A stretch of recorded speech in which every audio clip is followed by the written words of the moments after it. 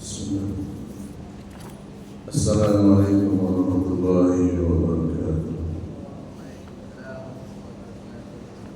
Alhamdulillahi thayyiban mubarakan fih kama yuhibbu rabbuna wa yarda. Ashhadu an la ilaha illallah wahdahu la syarika lah wa ashhadu anna Muhammadan abduhu wa rasuluh.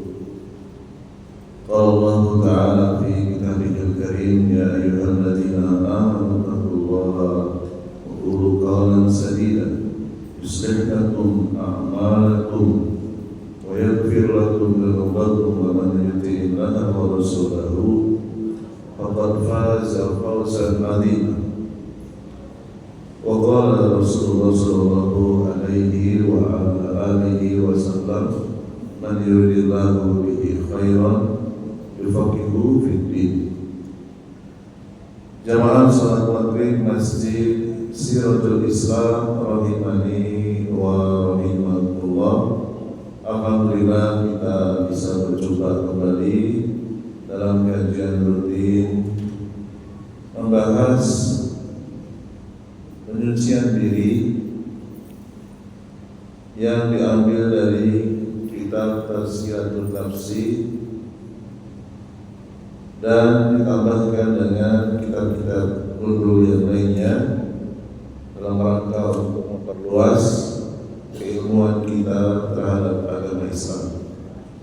Salawat serta salam semoga tercurah limpahkan kepada Nabi besar Nabi Muhammad SAW, kepada keluarganya, segenap sahabatnya dan umatnya yang senantiasa mencintai beliau hingga akhir zaman. Dan semoga pada malam hari yang penuh berkah ini Allah Jalla Jalaluhu menurunkan rahmat-Nya di tengah-tengah kita, dan semoga dengan rahmat tersebut dosa-dosa kita yang telah lalu dihapus semuanya, dan di masa yang akan datang Allah jaga kita dari perbuatan dosa dan maksiat. Qala al-mu'allifu hadhihi as-suratu wa tusamma bis-salati. Di pekan yang lalu kita telah mempelajari di antara nama surat Al-Fatihah yaitu Ar-Ruqyah. Sudah kita bahas. Pada kesempatan kali ini surat Al-Fatihah juga memiliki nama yang lain yaitu As-Salat. As-Salat secara bahasa, secara kamus itu artinya doa. Liqaulin Nabi sallallahu alaihi wasallam fil hadisi alladhi yarwihi an rabbih. Surat Al-Fatihah disebut juga As-Salat berdasarkan sabda Nabi sallallahu alaihi wasallam, anna Allah jalla wa ala yaqulu, Allah Subhanahu wa taala berfirman, qasamtu, aku telah membagi as-salata, salat, baini abdi nisfaini, antara hambaku dengan diriku dua bagian. Yakni maksudnya adalah aku telah membagi surat Al-Fatihah antara aku dan hambaku. Fa idza qala, apabila seorang muslim atau muslimah qala, setelah dia mengucapkan bismillahirrahmanirrahim, dia melanjutkan ayat berikutnya, alhamdulillahi rabbil alamin, gitu ya. Terutama ketika sendirian, qala Allah menjawab, hamidani abdi, hambaku telah memuji aku. Fa idza qala, jika seorang muslim atau muslimah mengucapkan Ar-Rahmanir Rahim, qala Allah pun menjawab, asna alayya abdi, hambaku telah menyebut kebaikanku. Wa idza qala, dan jika seorang hamba mengucapkan Malik Yaumiddin, penguasa pada hari kiamat, qala Allah pun menjawab, majadani abdi, hambaku telah menyanjungku. Fa idza qala, dan jika hamba tersebut membaca iyyaka na'budu wa iyyaka nasta'inu sampai akhir Al-Fatihah, yaitu sampai ad-dallin, Allah pun menjawab, hadza baini, inilah separuh untukku. Jadi dari mulai bismillahirrahmanirrahim sampai iyyaka na'budu, kata Allah apa? Hadza baini, ini untukku. Maksudnya adalah pujian untuk saya dari hamba-Ku. Wa baina abdi nisfain, dan separuhnya untuk hamba-Ku. Mulai kalimat apa? Iyyaka nasta'inu sampai dengan waladhdallin. Wali abdi, dan untuk hamba-Ku masalah, apa yang ia minta. Apa yang kita minta dalam surat Al-Fatihah?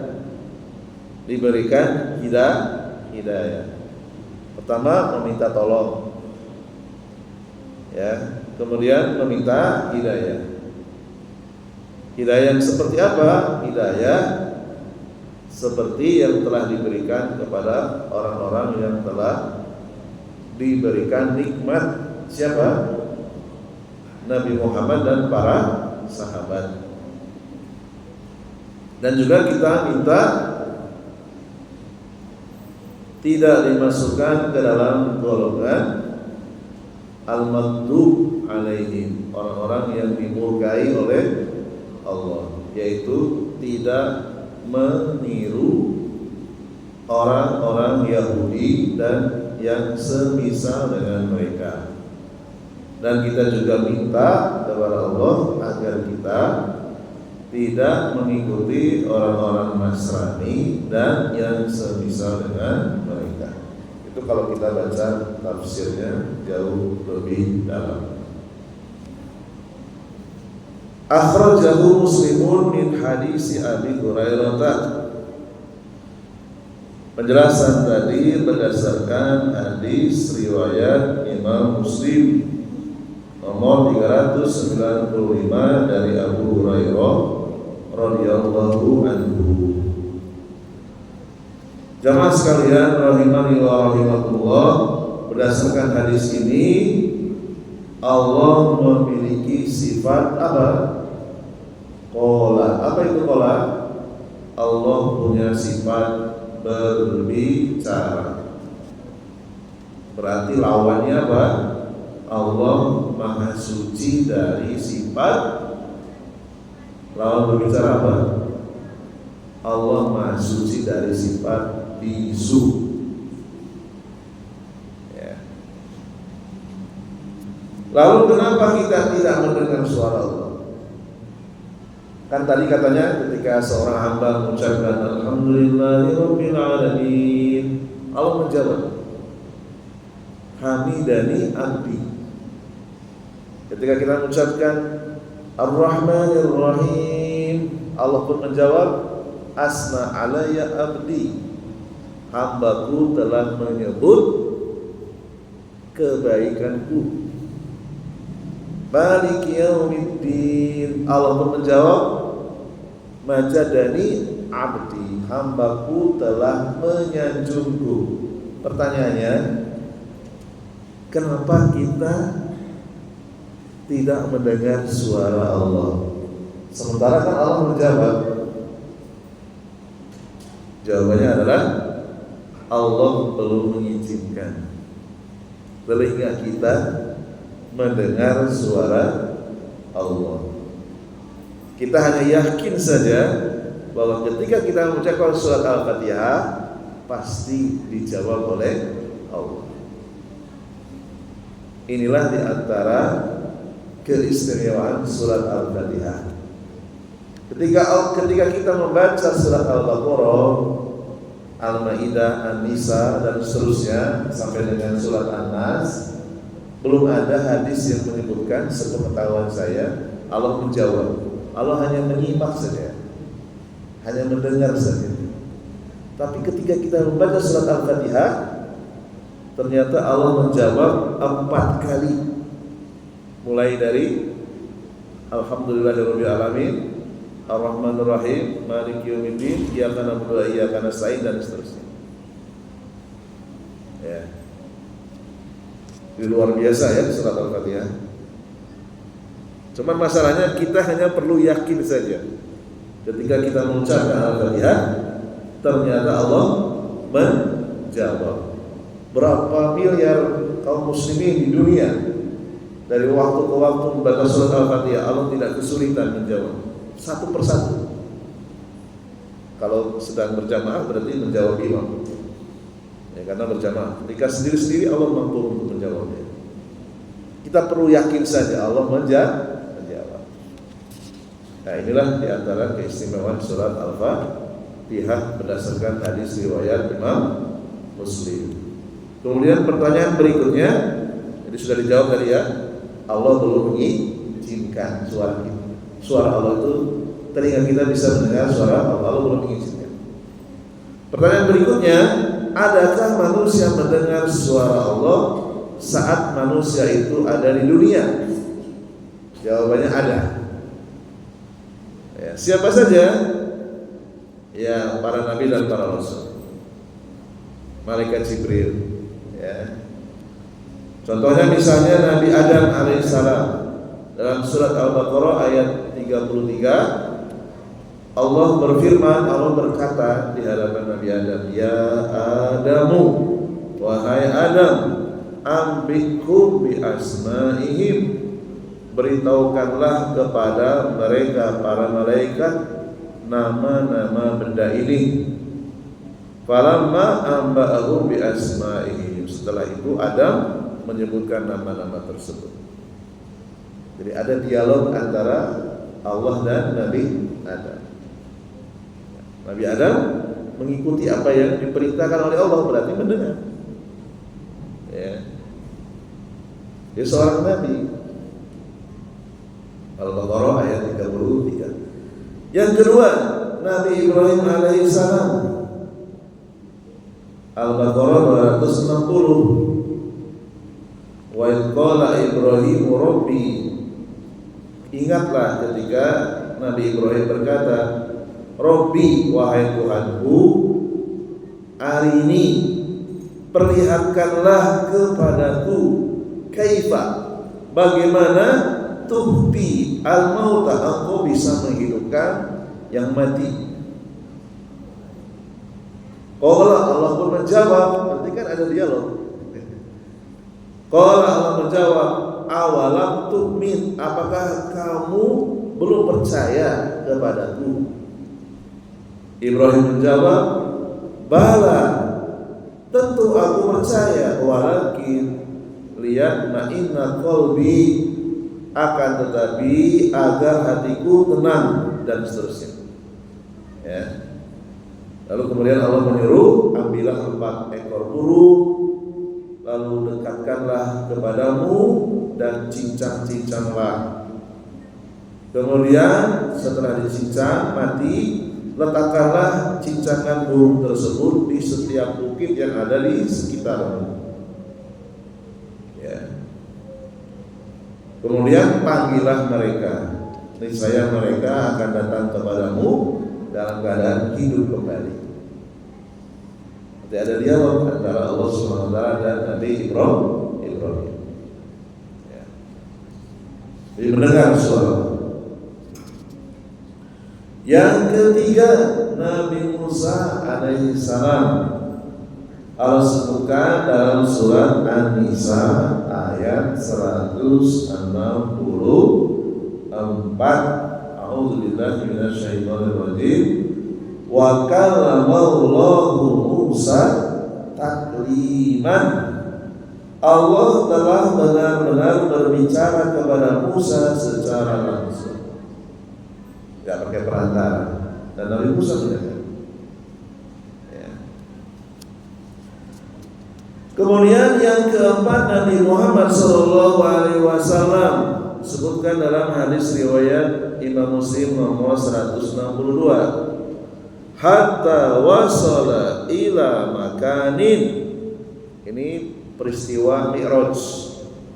Rasulullah naik dengan Jibril, minta izin melewati langit pertama. Setelah diizinkan, naik lagi ke langit kedua dan seterusnya sampai menembus langit ketujuh. Setelah melewati langit ketujuh, naik lagi ke atas, hatta wasala ila makanin, sampai ke suatu tempat yasma'u fihi sharifal aqlam, tempat di mana Rasulullah mendengar suara aqlam, suara makhluk Allah yang namanya pena. Ya, Allah itu memiliki makhluk namanya pulpen. Bahasa Arabnya apa? Aqlam, pena. Seperti apa wallahu a'lam, tidak dijelaskan. Di tempat itulah fakallamahu Allahu wa khatabahu min duni wasitatin. Di tempat itulah, di atas langit ketujuh, Allah berbicara dan mengajak bicara Rasulullah SAW secara langsung tanpa ada perantara. Jibril menunggu di langit ketujuh. Ya. Wasami'a, dan Nabi Muhammad mendengar kalam Allah, suara Allah, karena berdialog, yaitu diberikan perintah atau surat keputusan wajibnya sholat 50 kali dalam sehari semalam. Lalu kemudian turun menemui Nabi Musa. Nabi Musa memberikan saran untuk minta dikurangi dari 50 berkurang 45. Kemudian kata Nabi Musa, irji ila rabbik, balik lagi kepada Allah. Is'al tahfifa, minta diskon, ya. Minta keringanan. Padahal tadi sudah dipotong 5 jadi 45, turun lagi, naik lagi, berkurang 40, terus naik, turun naik, berkurang 35, 30 dan seterusnya sampai terakhir 5. Nabi Musa masih memberikan saran, irji ila rabbika, kembalilah kepada Allah, is'al tahfifa, minta keringanan. Inna ummataka la yastati', sesungguhnya umatmu banyak yang tidak mampu melakukan sholat sehari 5 kali. Banyak tidak? Banyak. Namun Rasulullah malu untuk minta keringanan lagi. Lalu kemudian Allah menyatakan sholat sehari 5 kali nilainya sama dengan sholat sehari 50 kali. Ya. Al-hasanatu bi asri amsalihah, setiap satu amalan kebaikan dihitung 10 kali lipat. Jadi kita ini semuanya berhutang budi kepada siapa? Nabi Musa alaihissalam. Kalau Nabi Musa tidak memberikan saran, bayangkan sehari 50 kali sholat 5 waktu, sholat wajib 50 kali. Tentu sangat berat ya. Setiap berapa jam sekali kita sholat ya. Sehari 50 kali. 5 kali saja banyak yang meninggalkan, apalagi 50 kali ya. Ini adalah hadis riwayat Imam Muslim nomor 162 tentang Mi'raj, di mana Allah SWT berbicara dengan Nabi Muhammad SAW langsung tanpa perantara. Walaupun antara Nabi Muhammad dengan Allah ada cahaya yang menghalangi sehingga Rasulullah tidak bisa melihat Allah SWT. Melihatnya nanti ketika di surga. Berikutnya halaman yang ketiga, as-salasu ayatin allati talaha fi awwal risalati alhamdulillahi rabbil alamin arrahmanir rahim maliki yaumiddin tadammanat salasa masaila.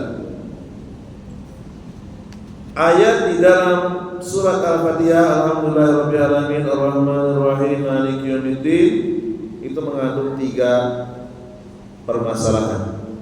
Al-ayatul ula fiha al-mahabbah, ucapan alhamdulillah yang terjemahnya segala pujian hanya untuk Allah Tuhan seluruh alam. Ucapan ini mengandung rasa cinta ya, kita cinta kepada Allah karena Allah itu li'annallaha mun'imun. Allah itu disebut mun'imun. Apa itu mun'imun? Zat yang maha memberikan kenikmatan, banyak kenikmatan kepada kita. Ya, bagaimana tidak nikmat yang kita diciptakan oleh Allah dari tidak ada menjadi ada. Allah ciptakan kita menjadi manusia. Allah bisa jadi Allah sanggup menciptakan kita menjadi binatang. Ya, tapi Allah menghendaki kita dijadikan manusia. Ini adalah kenikmatan. Kemudian setelah itu Allah berikan kita rezeki, diberikan modal, diberikan hidayah, ya, diberikan petunjuk, ya, diberikan ilmu, diberikan kesempatan untuk beribadah. Wal mun'imu yuhabbu ala qadra in'amihi, dan Allah zat yang maha memberikan banyak nikmat pantas untuk dicintai ala qadri in'amihi, sesuai dengan kadar nikmat yang kita terima. Padahal nikmat yang kita terima tidak bisa dihitung. Berarti seharusnya perasaan cinta kepada Allah itu juga jangan dihitung. Ya, jangan dihitung. Kenapa? Karena nikmat juga kita tidak bisa menghitung. Maka cinta kepada Allah mungkin awalnya kita paksakan, lalu lama-kelamaan jadi kebiasaan. Kita sholat, datang ke masjid ini diawali dengan perasaan cinta. Al-ayatu as-saniyatu min suratil Fatihah wa hiya ar-Rahmanir Rahim. Kemudian ayat selanjutnya Ar-Rahmanir Rahim, yang terjemahnya apa? Kalau kita buka terjemah Ar-Rahmanir Rahim, Allah Maha Pengasih dan Maha Penyayang. Kalau kita baca tafsirnya lebih rinci, Ar-Rahman itu maknanya bukan hanya Maha Pengasih, tetapi Dzur Rahmah Wasi'ah, pemilik kasih sayang yang sangat luas. Saking luasnya kasih sayang Allah sehingga Allah memiliki nama dan sifat Ar-Rahman. Orang yang kafir sekalipun Allah berikan kasih sayang. Kalau kasih makan, kasih minum, kasih rumah, kasih duit, kasih anak, kasih istri, kasih rumah yang mewah, walaupun dikasih hanya sementara. Yang kafir dikasih, yang beriman juga dikasih, yang soleh dikasih, yang bejat, yang dekil juga dikasih. Itu adalah sifat Ar-Rahman. Adapun Ar-Rahim yang Maha Penyayang, kalau baca terjemahnya, kalau baca tafsirnya, yaitu Dzur Rahmah Wasilah, pemilik kasih sayang yang bersambung. Dan ini kasih sayang khusus untuk orang-orang yang beriman saja. Kenapa bersambung? Di dunia dia dikasih nikmat, yaitu hidayah, ilmu. Di akhirat dia dikasih lagi nikmat, apa? Surga. Sehingga disebut Dzur Rahmah Wasilah, pemilik kasih sayang yang bersambung. Itu makna Ar-Rahim. Jadi orang yang beriman itu dapat dua nikmat. Nikmat dari nama Ar-Rahman, sama seperti orang kafir juga dikasih nikmat. Kemudian nikmat dari Ar-Rahim, yaitu 7 keimanan, dan nanti diberikan lagi di surga.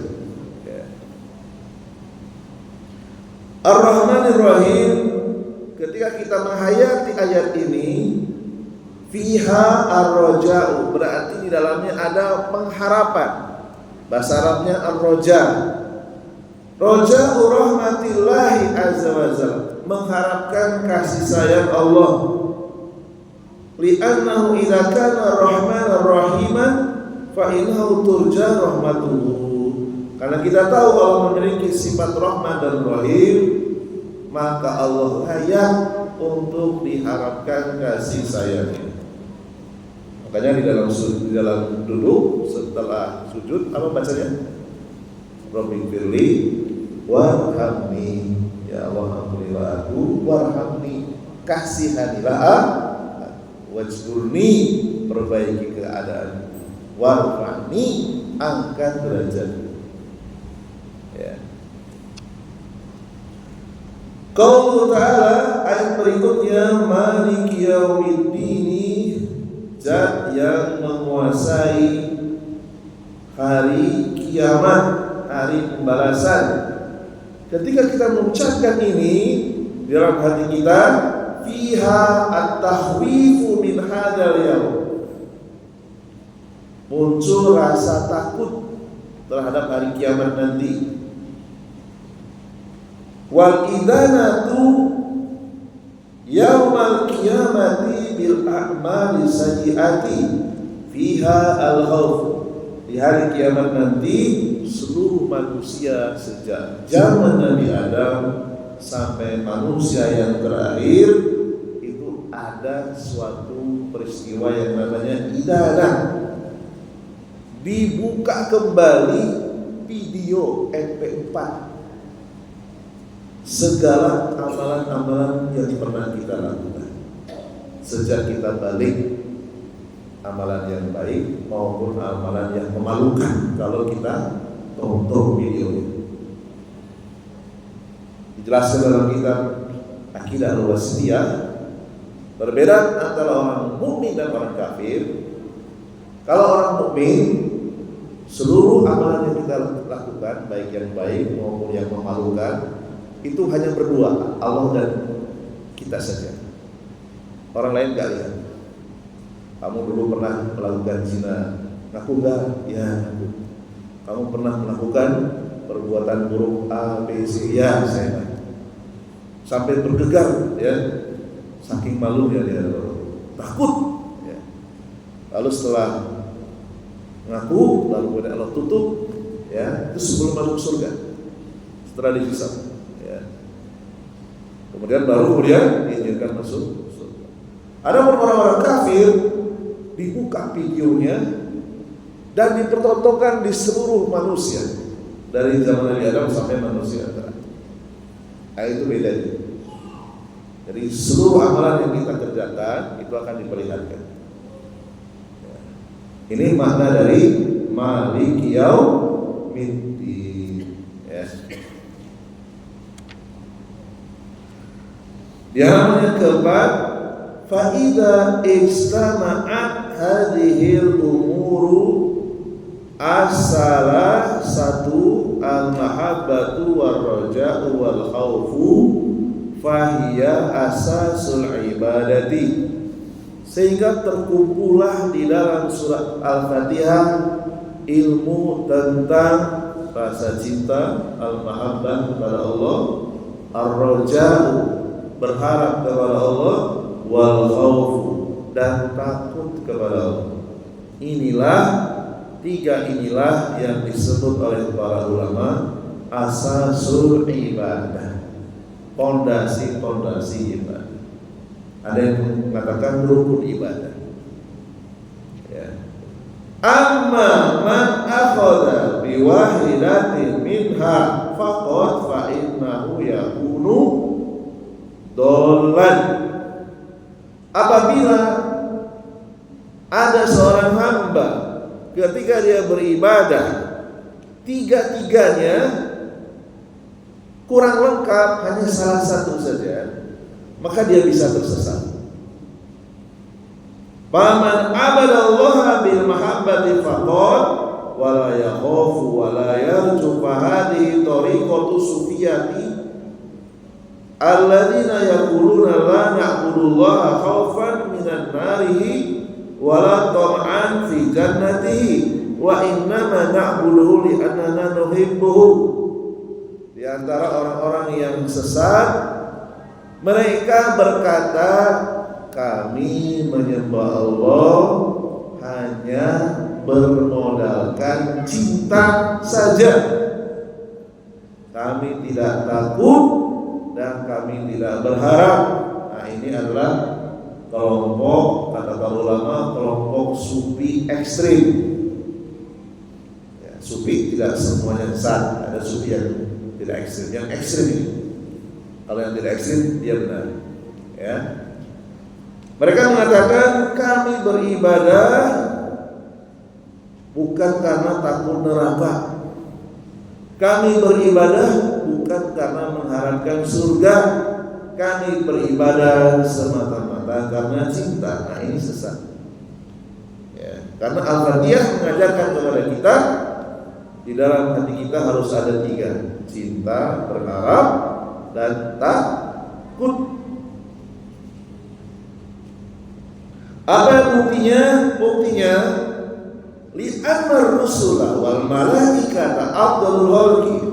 Para nabi, para rasul, para malaikat, mereka adalah makhluk Allah yang paling utama. Yakhafunallaha wa yarjunahu. Mereka ketika beribadah selain cinta juga mereka takut dan berharap kepada Allah. Dalilnya surat Al-Anbiya ayat 90. Innahum kanu yusari'una fil khairati wa yad'unana raghaban wa rahaban wa kanu lana khashi'in. Sesungguhnya mereka, para nabi, para rasul, para malaikat selalu bersegera dalam mengerjakan amalan kebaikan dan berdoa kepada kami dengan penuh harap, yaitu mengharapkan surga dan cemas takut kepada neraka. Mereka adalah orang-orang yang khusyuk kepada kami. Ya, jadi ibadah itu harus lengkap, ada cinta, ada berharap, ada takut. Kemudian dalil berikutnya surat Al-Isra ayat 57. Ya. Ulaika alladziina yad'una yabtaguna ila rabbihimul wasilata ayyuhum aqrab wa yarjuna rahmatahu wa yakhafuna 'adzabah. Ya. Mereka orang-orang yang mencari jalan kepada Allah, masing-masing berharap. siapa di antara mereka yang lebih dekat kepada Allah. Mereka juga mengharapkan kasih sayang Allah, mengharap roja dan takut akan sisanya. Jadi bukan hanya cinta, mengharap dan takut. Sesungguhnya azab Tuhanmu adalah azab yang harus ditakuti. Kata para ulama dalam surat Al-Isra ayat 57 ini membicarakan dua nabi, yaitu Nabi Uzair dan Nabi Isa beserta ibunya. Mereka kalau beribadah selain rasa cinta juga disertai rasa berharap dan rasa takut. Cinta karena syukur, berharap dibalas dengan kebaikan, dengan surga. Takut masuk neraka, takut tidak diterima amalannya. Ya. Ini adalah penjelasan tentang 3 ibadah hati yang harus ada. Wa man abadallaha birraja'i faqad fahuwa minal murji'ati alladziina yata'ammaduna 'ala raja'i wa la yakhafuna minad durubi wal ma'asi. Demikian juga orang yang hanya beribadah kepada Allah, tidak ada rasa cinta, tidak ada rasa takut, yang hanya berharap saja, ini juga sesat. Disebut oleh para ulama kelompok Murji'ah. Dia hanya ingat paling-paling nanti Allah memaafkan saya, paling-paling nanti Allah mengampuni saya. Dia tidak ingat ayat-ayat tentang siksaan. Sehingga orang-orang yang seperti ini biasanya orang yang suka menunda-nunda taubat. Itu karena di dalam hatinya hanya ibadah dengan roja saja, cintanya nggak ada, takutnya nggak ada. Taubatnya susah, kalau beribadah suka menunda-nunda. Namanya Murji'ah. Ini kata para ulama, bukan kata saya. Bahkan mereka mengatakan iman itu cukup di dalam hati saja, nggak perlu diucapkan, nggak perlu dibuktikan dengan amalan. Nah, ini lebih bahaya lagi, ya. Mungkin ada sedikit waktu, ya. Kalau saya teruskan nanti tidak selesai. Barangkali ada diskusi, silakan.